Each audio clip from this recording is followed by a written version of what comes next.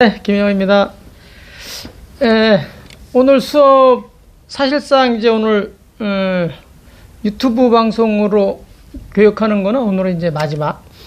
오늘 가장 실력자고 우리 복지 쪽에는 아주 우리 수원시에서 가장 유명한 팀장님을 모시고 이렇게 1시간 동안 이렇게 진행하려고 합니다.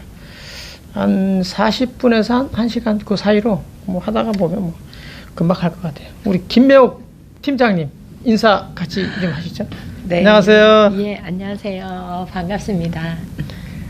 자기소개도 좀. 네. 자기소개도. 근데 너무 황당한 가찬에 네네, 극한 소개를 해주셔서 사실 너무나 부담스러워요. 저는 다양한 경험도 없고 단지 공무원이 되어서 사회복지 제가 맡은 분야에서 지금까지 일해왔다는 것 외에는 내세울 것도 없고 특별히 보여드릴 것도 없는데 전문가고 잘한다고 이렇게 소개를 해주셔서 너무나 부담스럽고요. 그리고 오늘 또 주제가 비영리기관 운영 관리 평가 이 부분인데 제가 여러분들에게 조금이라도 도움이 될 수 있는 이런 답변을 드릴 수 있을지 많이 걱정이 됩니다. 벌써 보이죠? 벌써 착착착 나오잖아요. 오늘 이제 마지막인데, 사실상 마지막 강인데, 비영리기관 운영관리 평가, 그래서 오늘 제가 평가로 이렇게 이름을 줬습니다.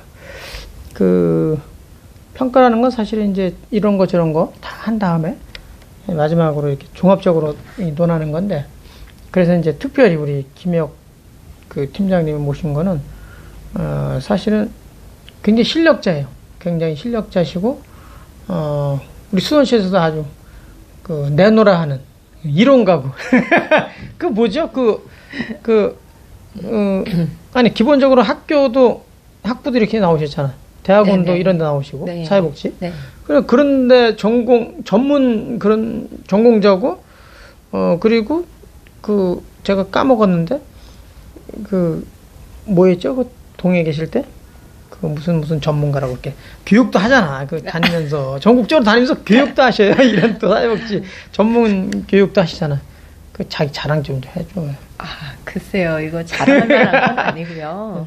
이렇게 좀 기회가 닿았다고 해야 될까요? 그래서 이제 다른 분들보다 이제 제가 조금 더 활동하는 분야는 제가 이제 동에서 맞춤형 복지 팀장으로 근무할 때 동 지역 복지 사업을 추진했던 몇몇 가지 사례들을 이제 이 복지 사업을 처음 접하시거나 아니면은 근무하게 되신 분들은 모든 게 처음이다 보면 어렵게 생각이 되거든요.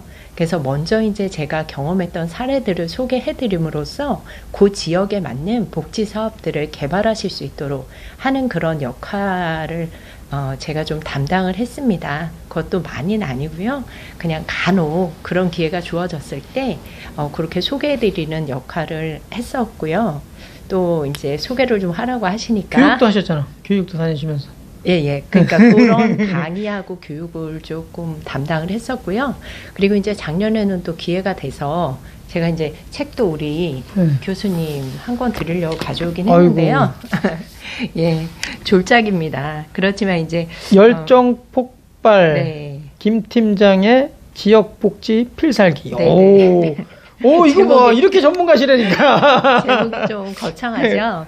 그래서 이 책 안에는 제가 이제 체류 3동 맞춤형 복지 팀장으로 근무하면서 지역 소개, 현황, 그리고 그 지역에서 여러 가지 사업들을 추진하게 된 계기, 발굴하게 된 동기라든지 그 다음에 추진하면서 여러 가지 어려움들이 사실은 있거든요. 그래서 그런 어려움들과 어려움을 극복한 또 좋은 기회들 이런 것들을 엮어서 처음 지역복지 사업에 이제 접하시는 분들에게 안내서와 같은 그런 역할을 좀 하고 있습니다. 제가 생각했던 것보다 훨씬 앞서가고 계시네. 이게 여기 한국보건복지 인력개발원이라는 데가요. 이 보건복지부에서 차관하던 분들이 대체로 이제 와가지고 원장을 하고 그래요. 굉장히 큰 사회복지 공부하시는 분들은 아마 웬만한 분들은 다 알고 계시는 그런 데서 이제 출간한 거네요. 와, 내가 처음 봤네. 얼마나 오, 이거 봐요. 여기 딱. 야, 이거 소개하다 보면 1시간 다 갑니다. 이거, 야, 이거 저 주시려고 가져오신 거예요? 네. 와, 참. 이런 거 낸 사람 수원시에서 우리 팀장님밖에 안 계시죠? 그래도 다른 분야로 책을 쓰신 분들은 다른 분야로 쓴 사람들이 나도 알고 있으실 있는데, 거예요. 네. 있긴 있는데, 이런 걸로는 제가 처음 본 것 같은데요? 역시. 작년에 내셨네. 예. 그리고 작년에 주시네. 나는 이건 내가 드렸어요? 내가 드렸어요? 책? 안 드렸지, 내가? 네, 그 책은. 그래서 내가, 오. 이거 4권, 저는 이 4권 드리려고 오늘 좋은 말씀 해주셔가지고, 제가 뭐 한 10여 권 썼지만, 지금 찾아보니까 남는 게 보이는 게 요거밖에 없어요. 제가 요거 이따가 마무리하고 설명해 드릴게요. 이것도 우리 제가 설명 받고. 여하튼 그 지역복지 필살기, 제가 또 나중에 오프라인 강의할 때도 한번 모셔가지고 따로 한번 들어봐야겠네. 이런 얘기 재밌을 것 같아요. 시간도 잘 가고. 생각이 현실이 되는 지역복지 사용설명서. 이름도 아주 좋습니다. 그러면 그 소개는 요 정도로 하고, 우리 비영리 기관 운영관리 평가를 몇 가지를 제가 이제 이렇게 적어놨는데, 등장 뭐 배경이라든가 사례, 그다음에 운영, 그다음에 마지막으로 평가, 이렇게 4가지로 이렇게 카테고리를 정했습니다. 일단 등장은 우리 동학들이 다 잘 아시겠지만, 과거에는 이렇게 집단으로 대가족 제도로 살기 때문에, 그런 이제 문화였기 때문에 굳이 이렇게 비영리 기관이 있을 이유가 별로 없었을 것 같아요. 옛날에는. 요즘에는 그렇죠. 다 전문화되고, 그다음에 이제 맞벌이를 하고. 네. 그러니까 또 아이들을 맡겨야 될 때가 필요하고, 그다음에 이제 사회생활 전부 다 하다 보니까 이제 정신적으로 많이 어려운 분들이 계시니까 건강가정지원센터도 필요하고, 그다음에 또 노인 되니까 노인들을 누가 돌볼 수 있는 자원도 없고, 그러니까 또 전문가들의 손길도 필요해서 노인복지관이 필요하고, 당연히 또 요양원도 필요하고, 여기에서 이제 일손이 이게 다 자원이 돈으로만 갖고 될 수 있는 게 아니니까 또 자원봉사도 필요하고, 그렇죠? 그러다 보니까 또 운영하는 데서 기획관리, 재무관리, 인적관리, 뭐 지역사회 자원개발, 리더십, 이렇게 제가 몇 가지를 정해놨는데, 일단 배경은 뭐 다들 아시니까 이 정도로 넘어가고요.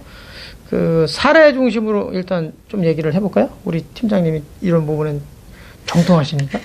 일단 또 그 첫 번째 어린이집인데, 우리 팀장님이 어린이집도 관리도 하셨잖아요. 어린이집 네. 지난번에 우리 수원의 100만 대도시 그 특례 한다고 하시면서 네네네.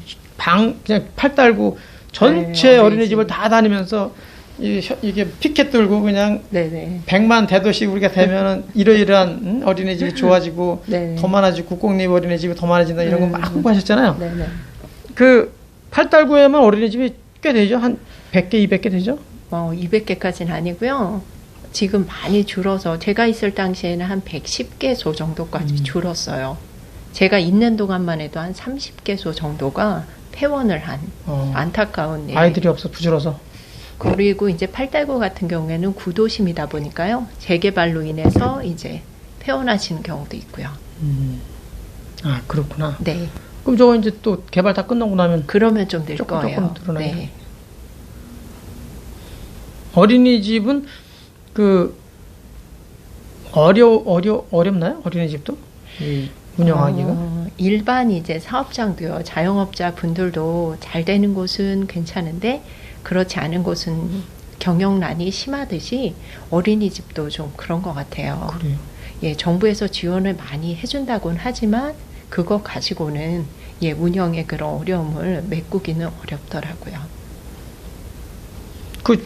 팔달구 제가 어린이집 그 우만동 재연구소 우만 아파트에 그 동네 나이도 나고 동갑이고 그래서 이제 그 친구를 모셔가지고 1시간 얘기를 들었었는데, 그 친구는 워낙 경영을 잘해가지고 항상 뭐 꽉꽉 찬다고. 그런 것 같아요. 이것도 이제 어린이들에 대한 어떤 사랑, 그다음에 교육 철학, 이런 게 또 확고한 데는 잘 되는 것 같고, 속된 말로 그냥 약간 돈벌이 수단으로 하면 어려운 것 같고, 그런 것 같아요. 이 1차로 이제 원장님의 마인드가 가장 중요한 것 같아요. 저도 옆에서 지켜볼 때 그런 부분이 많이 좌우하는 것 같아요.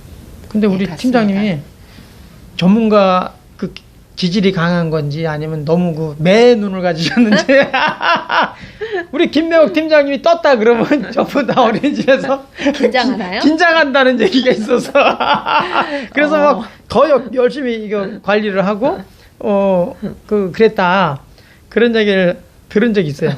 그러니까 그런 생각을 가지고 공직자도 해야 되겠구나.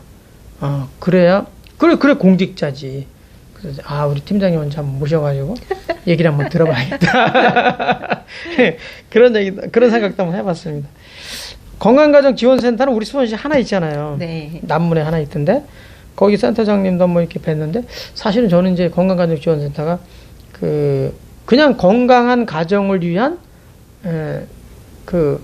도와주는 지원, 행정적으로 도와주는 기관 뭐 이렇게 생각했는데 가서 보니까 그런 정도가 아니고 하는 일이 굉장히 많더만요, 이게. 상당히 많죠. 예. 그래서, 우리가, 정부에서 예산을 지원해가지고 운영하는 데지만, 이게 참, 정신질환 관련된 것도 도와주시고, 또 무슨 이혼이라든가 이런 것도 예방하는 차원에서도 엄청나게 하고, 거기에 또 관련된 교육하시는 분들이 되게 많더라고요. 상담해 주시는 분들이. 그래서, 건강가정지원센터 굉장히 할 일이 많구나. 그런 걸 좀 느꼈던 적이 있습니다. 우리 수원시에서는 노인복지관이 이게 어린이집보다 훨씬 적을 거고. 네, 적죠. 노인복지관도 제가 8달 노인복지관을 한번 다녀왔는데, 거기도 우리 수원시에서 지원하는 재원 가지고는 안 되더라고요. 그래서 막 후원도 받고. 네. 그렇게 하더군요. 그래서 뭐 예산 따로 센터장님이 관장님이 이렇게 막 여기저기 댕기시고.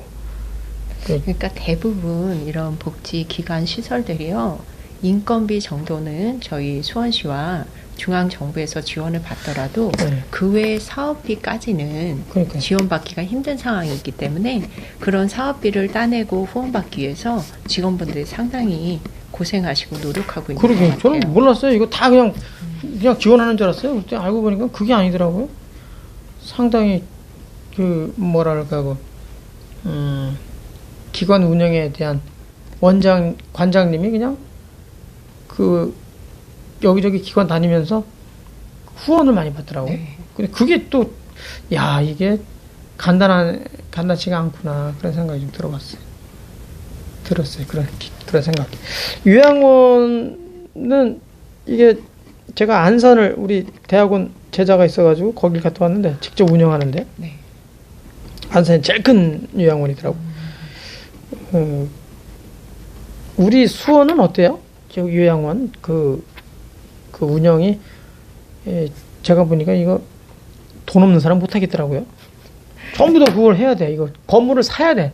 임대 갖고는 안 되더라고. 그러니까 뭐든지 초창기에는 조금 기준이나 이런 것들이 좀 촘촘하지 않았다고 할 때는 쉽게 이제 뛰어들어서 이 사업을 이제 추진하시면서 이제 소득도 얻으셨다고 볼 수 있는데요. 점점 이게 시일이 지나면서 관련 규정들이 정비되고 복잡해지고 이러면서 그 기준을 맞추는 것이 또 상당히 어려운 부분인 것 같습니다. 그래서 지금은 뭐 정말 일정 부분 비용도 마련을 하셔야 되고 운영도 잘 하셔야지만 그래도 큰 수입이 되지는 못하는 것 같아요. 보통 얘기를 들어보니까 한 4, 50명 정도를 수용하려면 최소한 20억?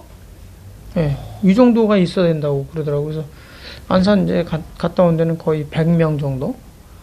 98명을 이렇게 수용할 수 있는 큰 빌딩에 두 개 층을 본인이 사가지고 하셨는데 거의 얘기 들어보니까 거의 한 100억대가 있어야 될 것 같은. 그게 참 엄청나더라고요. 요양원에 이렇게 우리가 그러니까 일반 분들이 들어가려면 한 달에 거의 한 200만 원도 들어가는 모양이에요. 거기 한 사람이 들어가면. 근데 이제 정부에서 지원하는 게 80%짜리가 있고, 본인 부담금이 20%, 어떤 건 90%면 10%만 부담하면 되고. 근데 정부에서 들어가는 이게 지원해 주는 게 너무 크다 보니까, 야, 우리가 이 복지 대국 같은 느낌이. 그죠? 복지, 비용은, 우리 수원시가 2조 5천억 정도 되는데, 1년 예산이 40%가 넘었다고 그래요? 그, 우리 복지 예산이. 그러니까 이거는 뭐 시장이고 뭐고 필요 없고 그냥 무조건 들어가야 되는 돈이잖아. 한번 정해지면. 그렇죠. 야, 그래서 복지 이게 수준이, 이거 우리가, 혜택을 주는 거는 되게 좋지만, 결국 이거 다 돈인데, 이걸, 이 정책 결정할 때 참 잘해야 되겠다는 생각이 많이 들었어요. 정책 결정할 때. 한 번 들려놓으면 절대 이거 내릴 수가 없잖아요. 내린다는 건 거의 나라가 휘청휘청 한다는 얘기인데, 요번에 이제 코비드19로 인해가지고 상당히 이제 복지도 그 타격이 올 것 같은 예감이 드는데, 참 걱정이 많아요. 그래서 이제 자원봉사를 많이 활용을 해야 되는 거 아닌가 싶었어요. 제가 이제 생각을. 요 기간 말고도 몇 군데 더 갔는데, 자원봉사를 통해가지고 일종의 이제 뭐 재능 기부, 저도 이제 해줄 수 있는 게 뭐 요양원도 그렇고 노인복지관도 그렇고 건강가정지원센터도 제가 할 수 있는 부분이 좀 있더라고요. 다녀보니까 가보니까. 그리고 또 우리 여성 문화 쉼터, 여성 슈라고 이름이 좀 잊어먹은 여성 문화 공간 슈, 그죠? 거기도 보니까 제가 가서 이제 자원봉사 해줄 수 있는 게 좀 있더라고요. 그러니까 이런 걸 통해 가지고 그 사람을 많이 이렇게 그 재능 기부를 해주면 그만큼 비용이 좀 절감될 거고, 그러면 그만큼 그 예산도 덜 받아도 될 거고, 그래서 그런 차원에서 좀 많이 활성화돼야 되지 않을까 이런 생각이 좀 들었는데, 우리 팀장님도 이제 나중에 정년하시면 이 재능 기부도 하시겠네. 네. 지금도 재능 기부 하시는 거야. 지금도 이미 해주시는 거지. 근데 어떠세요? 좀 어린이집이라든가 건강가정지원센터, 요양원, 복지관, 노인복지관, 뭐 자원봉사 이렇게 몇 가지만 제가 예를 들었는데, 우리가 좀 우리 관에서 아니면 우리 시민들이 좀 이렇게 관심 있게 이렇게 지원해야 된다. 그럴 만한 게 뭐가 있을까요? 우리가 그냥 이렇게 딱 봤을 때 다 그냥 스스로 운영하는 건 아니고 사실은 가서 보면 되게 치열하게 살더라고요. 다들 전문가적 시각 가지고. 크게 문제 없을까요? 이런 뭐 자생하는데. 이제 여기서는 대표적인 비영리 기관만 몇몇 사례를 들어주신 거고요. 그 외에도 이제 장애인 쪽에 장애인 복지관을 비롯해서 장애인 생활시설 그쪽 분야도 있고요. 그리고 이제 그냥 일반 장애인, 몸이 불편하신 장애인 외에 정신장애인들이 또 생활하시는 시설이 있어요. 정신장애인 맞다. 이제 소규모다 보니까 그런 시설이 조금은 이렇게 후원이라든지 자원봉사에 좀 소외가 되는 그런 좀 현상이 있기 때문에, 그런 데도 우리 이제 뭐 시민분들이나 이렇게 뜻이 있으신 분들이 관심을 갖고 참여해 주시면 좋을 것 같아요. 그러니까 이름은 내가 잘 잊어먹었는데, 고아원을 뭐라 그래요? 요즘에 우리 저기 광교 아동 양육 시설이요.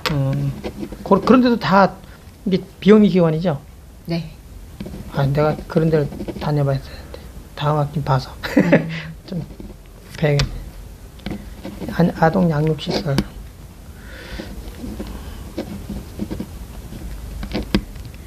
그래, 장애인 복지관 이렇게 내가 한번 이렇게 가보려 했다가 못 갔어요. 그리고 이제 미혼모 시설이 또 있어요. 네. 미혼모 시설.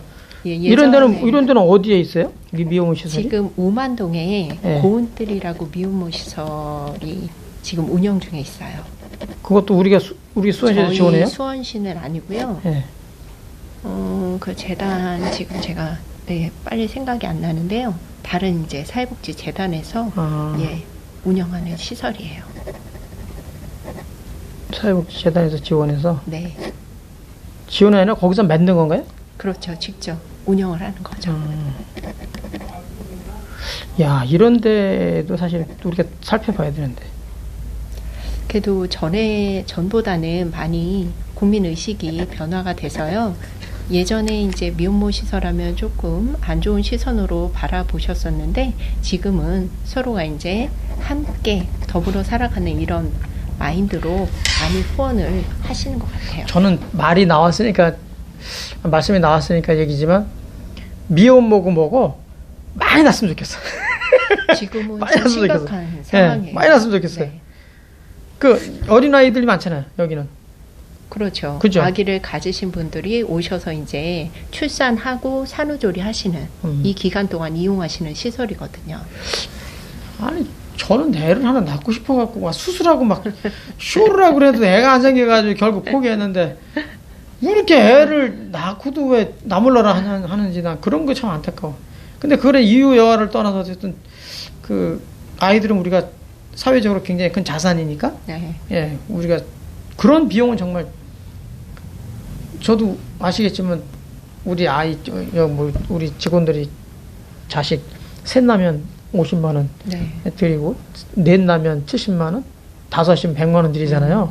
아니, 우리 노조에서도 그런 거 막 지원해서 만들 판인데 이런 건 당연히 해야죠. 우리가 당에다 책임져야 되고, 사실은 한 대학까지 보내주는 것까지 고민했으면 좋겠어요.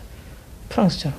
그 프랑스는 그래서 이제 인구가 어쨌든 늘어나가지고 1.2인가 그렇대요. 네. 많이 늘었대요. 예. 네. 우리는 지금 0.9도 안 되잖아요. 지금. 네. 참.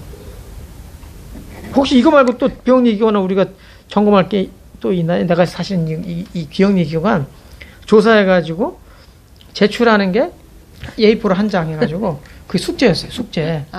지금 잘 몰랐던 게 지금 있어. 야, 역시 우리 팀장님이 딱 오시니까 그냥 아동 양육시설 이것도 딱 알게 되고, 미혼모 시설도 알게 됐네. 야, 장애인 복지가 뭐 이런 거는 뭐 워낙에 많이 알려져 있으니까, 정신장애인도 사실 이게 많이 알려진 건 아니죠. 정신장애인 시설이 용인의 그 정신병원 이런 데인가요?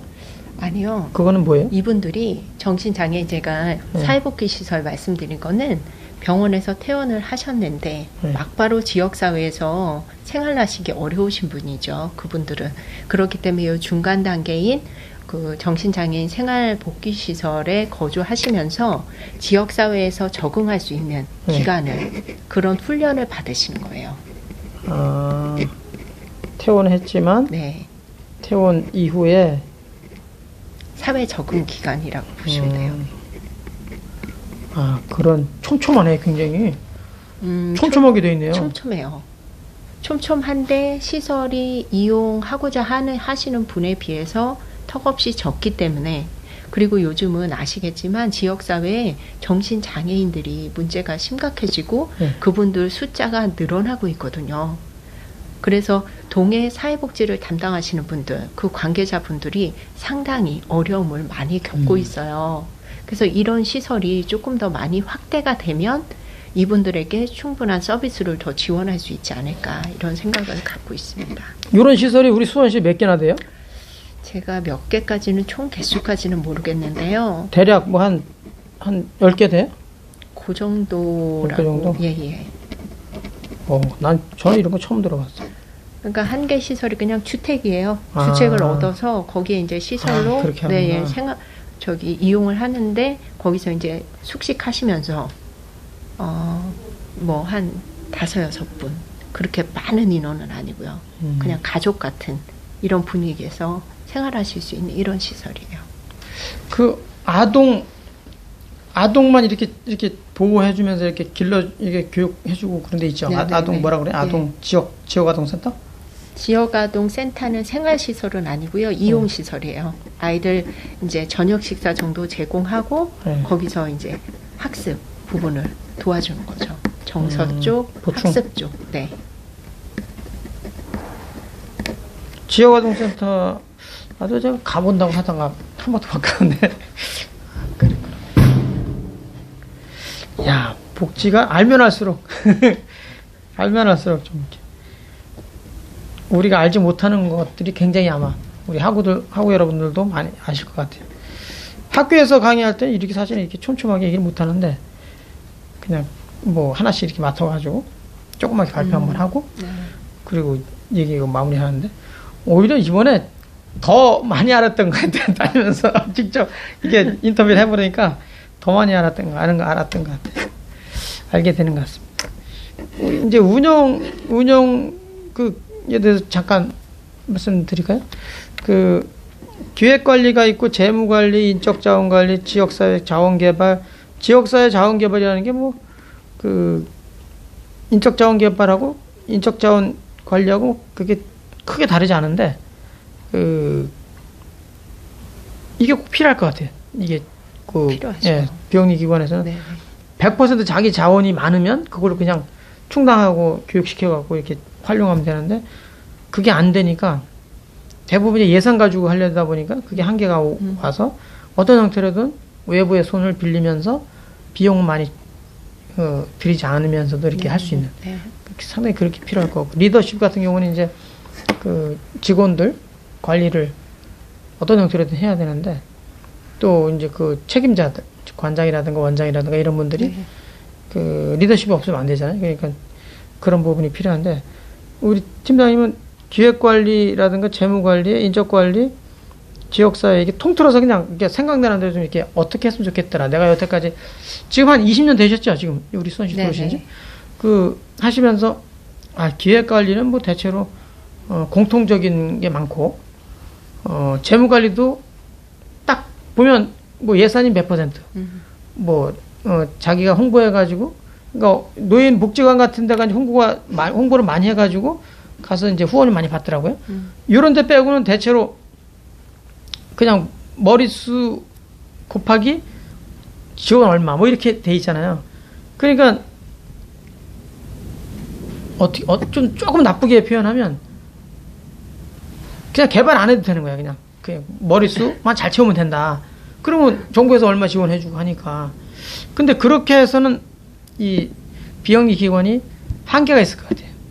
완전 수동화되어 있고 이게 완전 능동적으로 좀 자기들이 스스로 기획도 하고 특화된 그런 기관으로 이렇게 계속 변모가 되고 하려면 결국 사람 중심으로 바뀌어야 되는데 어떻게 뭉뚱그려서 그냥 말씀해 주시면 그 경험을 기반으로 해서 어떠세요? 그 어떤 게 가장 우리가 중시해야 될 것 같아요?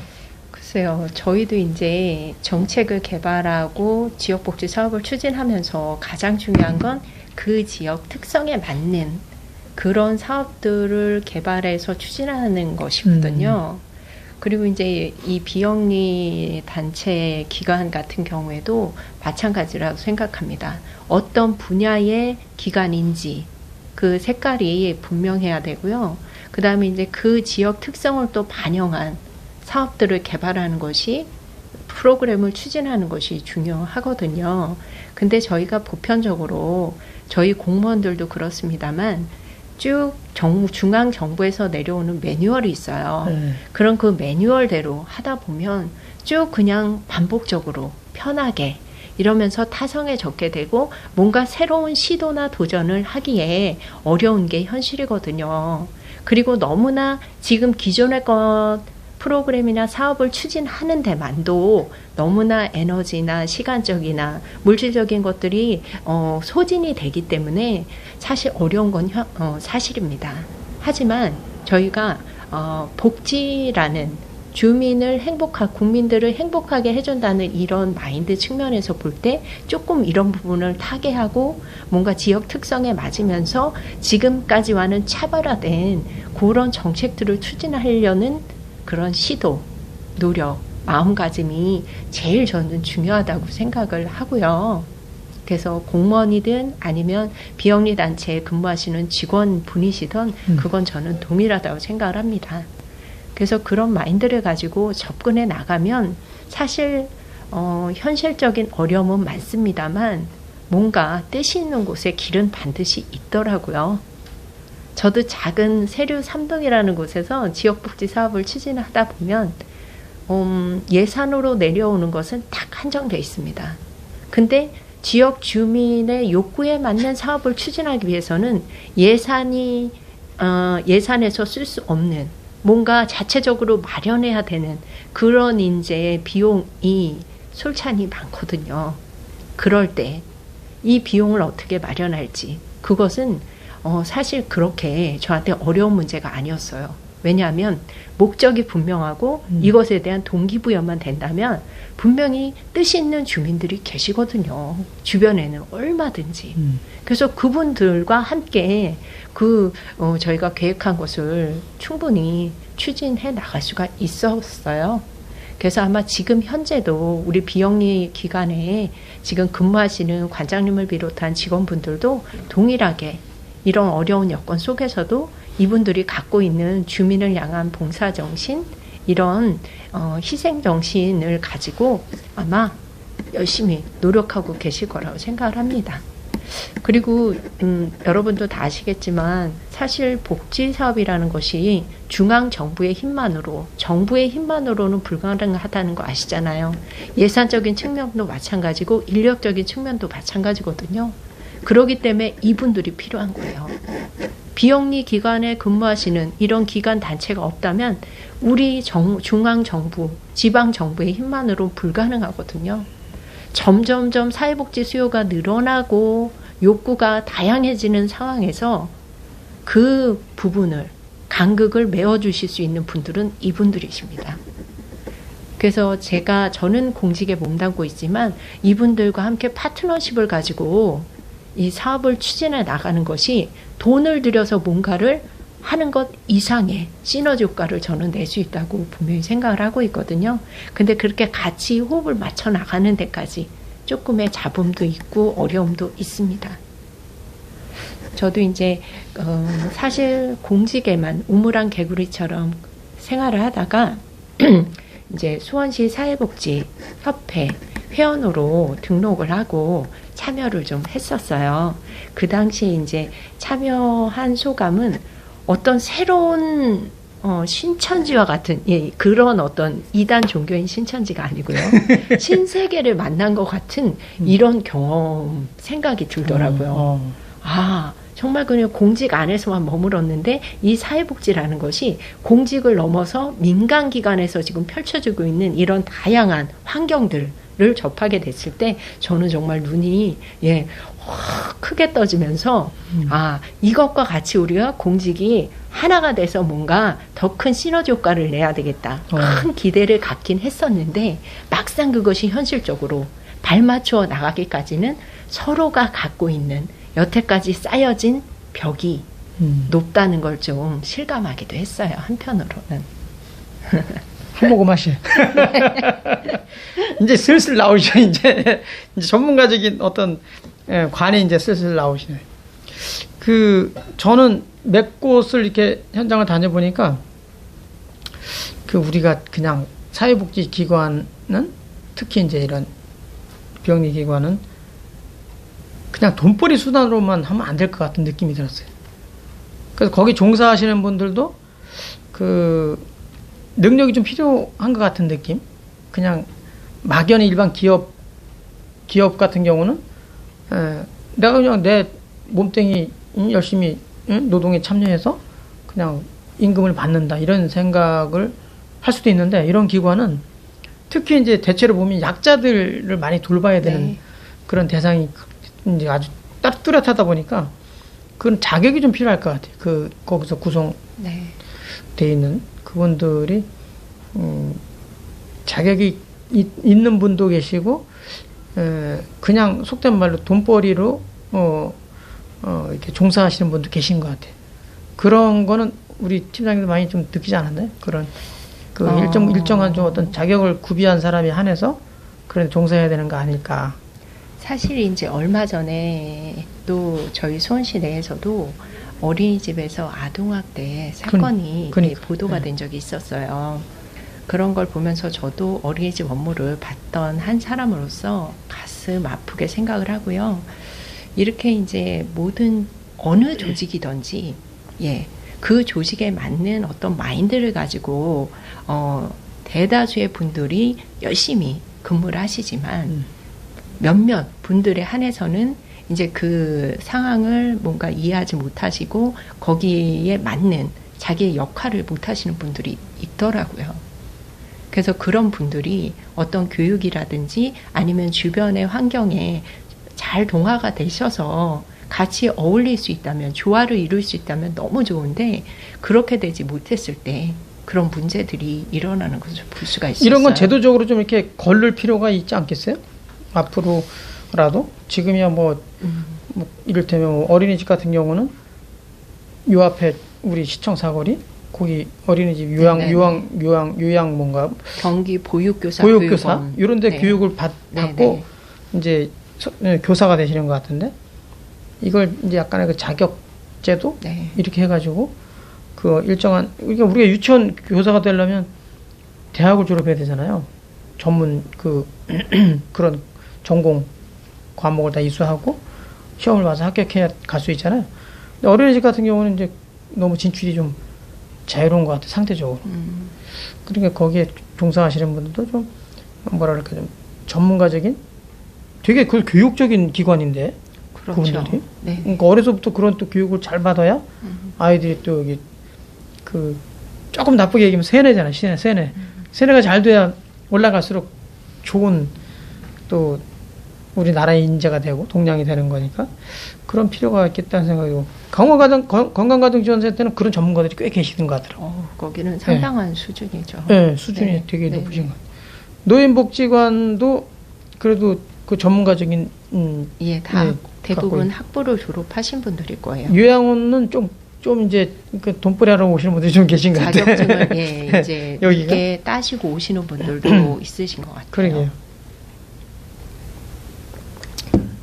요즘엔 자원봉사도 확인해 보니까 저는 자원봉사를 그냥 누구나 마음만 있으면 가서 참여해서 하는 줄 알았더니 여기도 좀 체계가 돼 있는 데는 그 사람의 특성이라든가 학교에서 뭔 전공을 했는지 사회에서 어떤 일을 했었는지 그걸 다 조사해가지고 거기에 맞는 데를 이렇게 보내주고 하더라고요. 그러니까 그냥 내가 하고 싶다고 해서 막 가면 혹시 그쪽 그 기관에서 서로 소통이 안 되거나 이제 목적이 막 있을 수가 있잖아요. 뭐 종교적인 목적, 또 그 정치적인 목적 이런 걸로 이제 접근하는 거예요. 그래가지고 그 사람들 이제 이게 뭐라 그럴까 하나의 좀 작업인 거지. 그러니까 목적이 좀 달라지면 이제 논란이 생길 수가 있으니까 아주 굉장히 우리가 알지 못하는 정제된 막이 있더라고요. 걸르는 막이. 그래서 그걸 통해 가지고 이제 스크린해서 거기에 맞는 기관에 이제 보내주고 하는 것처럼 각 기관이 좀 그런 자격 우리가 하도 막 사회적인 일을 하는데 무슨 자격이 이렇게 필요하냐 이렇게 논란하는 데도 있지만 나름 우리가 이제 전문화된 사회에 살고 있고 그리고 특히 귀영리 기관 같은 데는 다 특화되어 있잖아요 사실상. 그러니까 그런 특화되어 있는데 거기에 맞는 사람들이 한해서 종사해야 그게 거기에 이제 서비스를 제공받는 사람들한테는 되게 좋을 것 같아요. 그게. 그래서 그런 생각이 좀 들었고 제일 중요한 건 리더십 같아요. 거기 뭐 지도자가 됐던 아니면 중간 관리자가 됐던 그런 분들의 리더십이 결국은 그 기관의 생명을 좌우할 수 있다. 뭐 이런 생각이 들어요. 우리 팀장님 그런 거에 대해서 어떻게 생각하세요? 혹시 뭐 이거보다 좀 더 좋은 생각 있으면 좀 주시고. 저도 동의하는데요. 네. 어떤 지도자냐 그분의 마인드나 생각이 상당히 그 기관을 어떤 방향으로 이끌어가고 어떤 형태로 주민들과 소통하며 서비스를 제공하는지 그거 방향이 결정이 되기 때문에요. 그만큼 그 리더십의 자질은 너무 중요하다고 생각이 들어요. 저희 일개 뭐 작은 과나 팀에 있어서도 마찬가지거든요. 그런 것 같아요. 지금 그 기관 우리가 뭐 시간 관계상 다 일일이 이게 적시하기도 어렵고 논의하기도 어렵지만 몇 곳에만 좀 말씀을 드렸고 기획이라든가 재무, 인적 자원, 지역사회 리더십 이렇게 5개 항목으로 제가 그 내용을 우리 승영철학사상연구소 그 강의실 거기 이제 다 올려놨어요. 요 자료도 올려져 있으니까 우리 동학 여러분들은 필요하면 거기서 다운 받으셔가지고 보시면 되시고 마지막으로 그 비영리 기관 종합적으로 평가를 한번 해보는 시간으로 하고 마무리 좀 짓도록 하겠습니다. 그 비영리 기관이 이 앞으로 이게 늘어날 것 같은 느낌이 들어요. 이게 이 사회의 시스템 그 구조상 우리가 이 자본주의를 지금 우리가 가지고 채택하고 있지만 사실상 이제 사회주의 쪽으로 지금 많이 가고 있잖아요. 정책이 사회주의라는 게 공산주의를 뜻하는 게 아니고 결국 이 공직에 있는 분들이 공공적인 성격을 많이 띠고 지금 이제 된다는 얘기죠. 그런 차원에서 가면 결국 이제 지금보다는 훨씬 더 촘촘하게 우리가 복지를 하게 되고 그러려면 또 결국 공직자들이 많아지고 또 거기에 종사하는 분들이 결국 이제 공공적인 성격을 이제 띠고 운영하다 보니까 이제 결국은 비영리 기관이 점점 많아질 수밖에 없다라고 보는데 이런 그 현상에 대해서 우리 팀장님 어떻게 생각하세요? 그 바람직하다면 아니 좀 부족하다면 어떻게 우리가 좀 더 보완하고 어떤 시설이 확충해 지금 시설도 우리 팀장님 막 또 관련돼서 막 하시죠 지금 그럼 그 어떻게 또 확충해야 될 건지 종합적으로 한번 이렇게 사실 비영리 기관이 탄생하게 된 배경부터 필연적이라고 볼 수밖에 없거든요. 그리고 이제 이런 비영리 기관이 준다기보다는 늘어나는 것은 당연히 예측할 수 있는 결과인데요. 근데 이렇게 그러니까 시설이나 기관이 늘어남으로써 우리가 이제 소홀히 하고 잃어버리게 되는 것들이 지역 공동체이거든요. 공동체를 저희가 이제 잃어버리게 되기 때문에 요거에 대한 하나의 보완책으로 지금 이제 그 중앙 정부에서 포용 국가를 지향하면서 그 뭐라고 하나요? 커뮤니티 케어라는 말을 이제 쓰고 있죠. 그래서 이제 지역사회 안에서의 어떤 돌봄이 그 여러 각 기관들, 비영리 단체 기관들을 아울러서 그 안에서 뭔가 이렇게 어우러질 수 있게끔 하는 구조이거든요. 그래서 그런 방향으로 간다면, 그러니까 어쩔 수 없는 추세이고요. 이것은 가는 방향이고, 이런 어떤 나타날 수 있는 문제점이나 어려움들은 그렇게 커뮤니티 케어라는 중앙정부에서 지금 이제 주도적으로 시작한 이런 부분으로 그런 어려움들을 조금 해소해 나간다면 이상적일 거라고 생각을 합니다. 근데 저희가 항상 뭐든지 그 이상적인 것이 꼭 현실과 100% 일치할 수 있는지는 저희가 뭐 장담할 수는 없겠지만 일단 그런 목표를 가지고 저희가 가야 되지 않을까 그렇게 생각을 하고 있습니다. 역시 들으셨죠? 지금 그 종합평가가 그렇잖아요. 지역 공동체가 축소가 되고 있다. 그런 현상적인 것을 어떻게 우리가 대안으로 가져갈 것이냐. 결국은 이제 포용국가라는 이제 중앙 플랜이 있잖아요. 중앙 우리 국가에서 현재 문재인 정부에서 주장하는 게 포용국가 하자고 지금 한단 말이죠. 근데 그 속에 커뮤니티 케어가 있다. 근데 그런 지역 공동체가 약간 이제 이렇게 축소되고 있는 현상을 커버하는 그런 커뮤니티 케어가 커뮤니티 케어를 활성화시켜가지고 비영리 기관이 촘촘하게 좀 이렇게 운영이 될 수 있도록 그렇게 하는 게 맞다.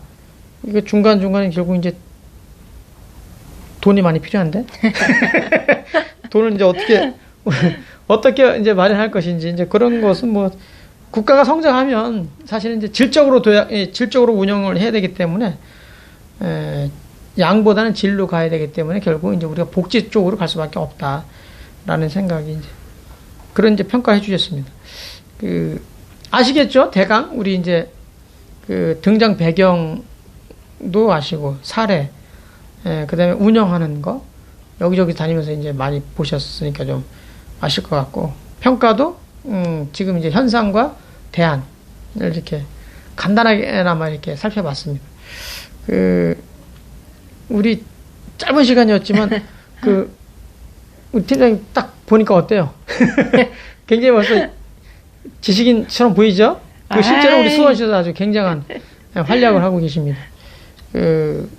우리 동학 여러분들 중에서도 혹시 우리 수원시에 거주하고 계신 분도 계실 거고 그 외 지역에 계신 분도 있을 텐데 혹시 이런 복지 관련돼 가지고 좀 궁금한 사항이라든가 꼭 내가 어떤 것을 좀 알고 싶다 그랬을 때 저한테 연락해 주셔도 좋고 우리 김미옥 팀장님 우리 실력자한테 연락을 주셔도 아마 큰 도움이 되지 않을까 이렇게 생각을 해봅니다.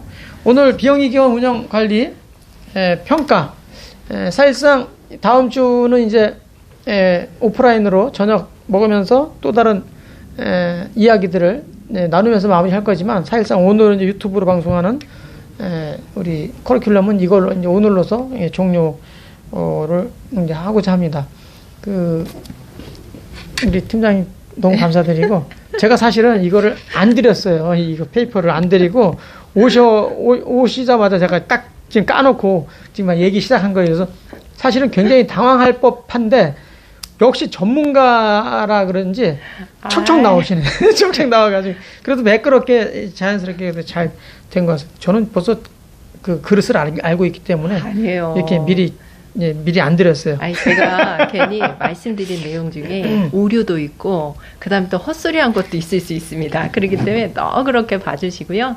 그냥 개인의 소견이다라고 생각해 주시면 감사하겠습니다. 이 겸손까지 또 곁들여서 여하튼 거의 한 1시간은 조금 안 되지만 그래도 1시간이라고 치고 그래도 열과성을 다하고 우리 후배 이렇게 우리 사회복지 공부하시는 분들한테는 후배죠. 한참 후배죠.